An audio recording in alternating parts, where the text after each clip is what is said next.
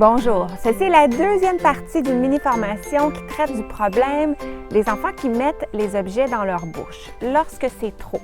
Ne vous inquiétez pas, si vous n'avez pas encore vu la première partie, vous allez quand même pouvoir suivre et trouver cette capsule-ci intéressante, mais je vous suggère fortement de compléter vos apprentissages en visionnant la capsule sur la régulation, donc la partie 1 de cette formation en deux parties.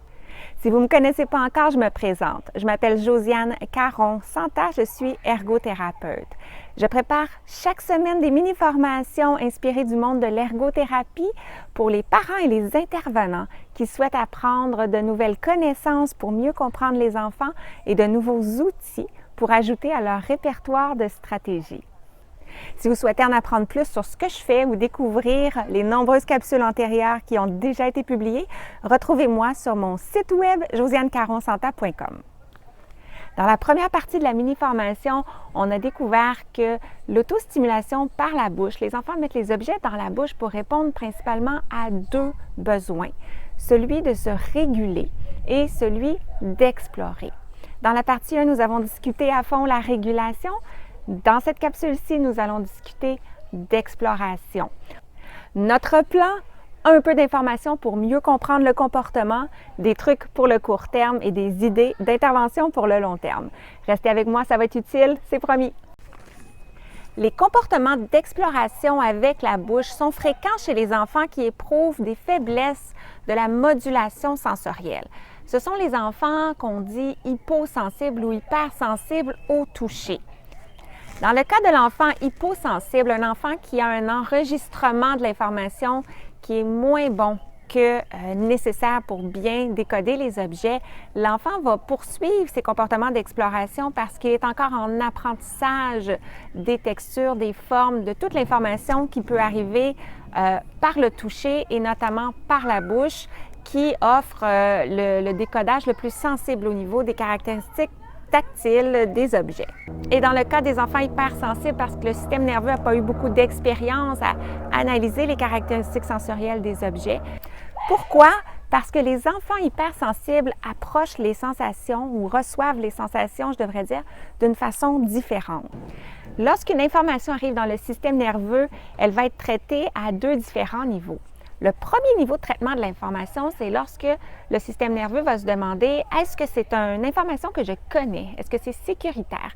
Est-ce que je peux me permettre de la faire passer à un deuxième niveau de traitement de l'information et de l'analyser? » Ce qui se passe chez les enfants hypersensibles, c'est que souvent, l'information va être jugée menaçante ou trop différente de ce que le système connaît et l'information va être bloquée au premier niveau.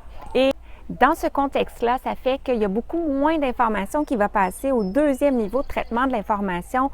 Qu'est-ce que c'est, à quoi ça sert, comment je peux le classer dans ce que je connais déjà au niveau des textures. Donc, l'enfant a moins d'expérience d'exploration sensorielle, a moins de concepts, a moins de références et en vieillissant, va continuer à avoir de plus grands besoins d'exploration, d'apprentissage au niveau des sensations tactiles qui rejoignent le système nerveux.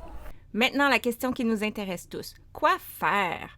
Bien, comme pour les tout-petits, on peut tolérer que certains objets aillent dans la bouche s'ils sont sécuritaires, mais on va encourager une exploration conjointe avant ou après avec les mains. Aussi, on peut offrir une mâchouille pour occuper la bouche, pour encourager l'exploration avec les mains.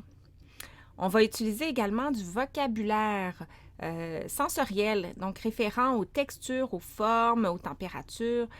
C'est rugueux, c'est mou, c'est doux, c'est dur. Et on va pouvoir utiliser ce vocabulaire-là en faisant notamment des explorations régulières avec différentes modalités, comme des bacs sensoriels, des objets de la vie quotidienne, des aliments ou des jeux inventés ou des jeux commerciaux. Okay. Oh! Alors là, si vous étiez dans ma cour avec moi, ou bien si on était live, il y a une question que vous me poseriez sûrement et c'est celle-ci.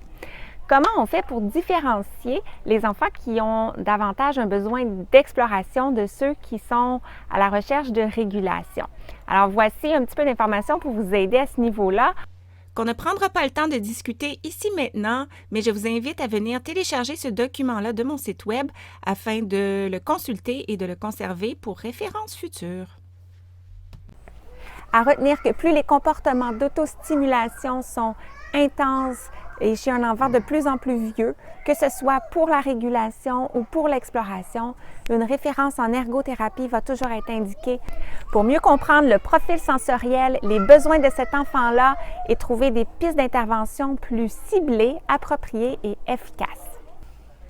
Peut-être que vous écoutez cette mini-formation-là avec un enfant en tête que vous voulez aider et que vous ne le reconnaissez pas dans les besoins de régulation ou d'exploration.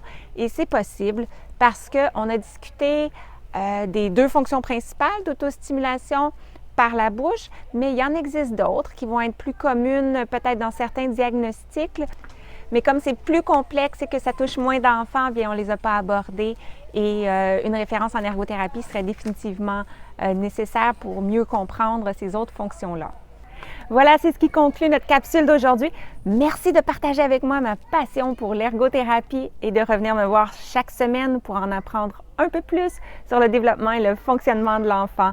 Quand vous visiterez mon site web, n'oubliez pas de vous inscrire à mon infolettre. Je vais vous livrer directement dans votre boîte courriel mes capsules vidéo chaque semaine. À bientôt!